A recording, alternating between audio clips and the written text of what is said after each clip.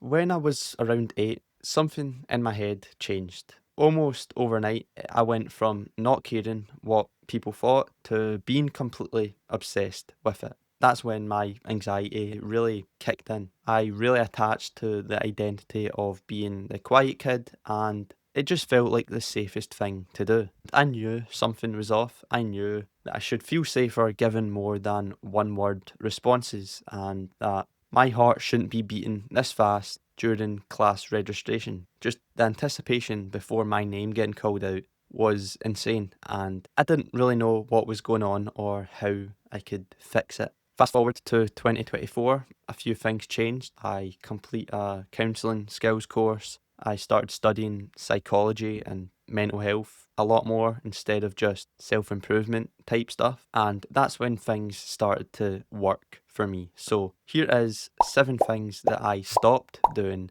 that massively lowered my anxiety. I stopped thinking that anxiety was something only I had. Learning just the basics about anxiety helped me so much, and how common it is, how it shows up for people, how avoidance keeps it alive. Basically, it helped me realize that I'm not the only weirdo feeling this way. And once I had that, I started looking at the foundations. If anxiety is something that you're currently working on, I've created a free 10-day workshop. It's short daily modules and one-to-one coaching with me. If that sounds interesting, the link will be down below and you're welcome to join. I stopped overlooking the basics. To be honest, I've never really struggled with diet and exercise and sleep, so I've gotten very lucky there. But I definitely did underestimate how much of an impact those things have on your brain and mood. When I got consistent with them, everything just got easier. Basically, when you look after your body and you get good sleep, your brain just processes things easier, and it's easier to take a step back when you are stuck in those anxious moments. Even with those foundations, I noticed that a lot of my anxiety was still coming from inside my head. So I stopped obsessing over what people thought of me, but not in the way you would think.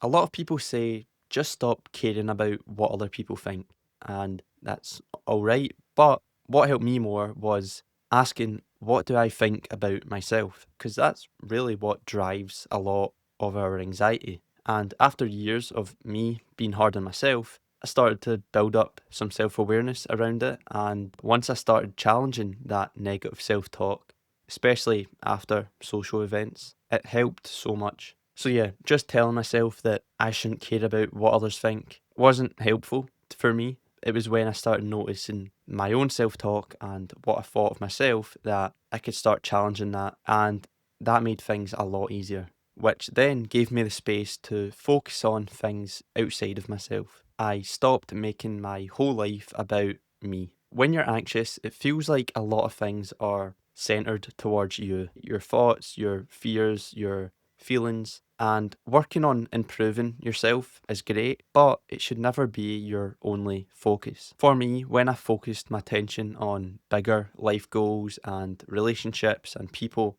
things got better. I told myself for years that when I feel better about myself, then I'll start creating YouTube videos or dating. But I got the order mixed up because the doing always comes before the feeling better about yourself. With that understanding, a huge chunk of my anxiety faded into the background, and that tied in to the next big lesson, which was I stopped waiting until I felt ready. Avoidance was probably one of my biggest struggles. I would always tell myself that once I felt confident, then I would start trying or doing these new things. But that ready feeling never came. The only thing that worked was taking action despite the anxiety. So taking small, uncomfortable steps forward. Just doing stuff, even if it was done badly, reduced my anxiety more than years of researching and overthinking about it, which then led me to a mindset shift about feeling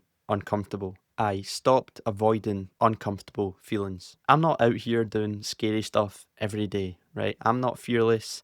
I still hate uncertainty. But when uncomfortable feelings do pop up, whether it's in work or relationships or in social settings, I've learned to willfully tolerate those feelings instead of avoid. I don't need to love anxiety or sit with it. I just accept it's there and keep going.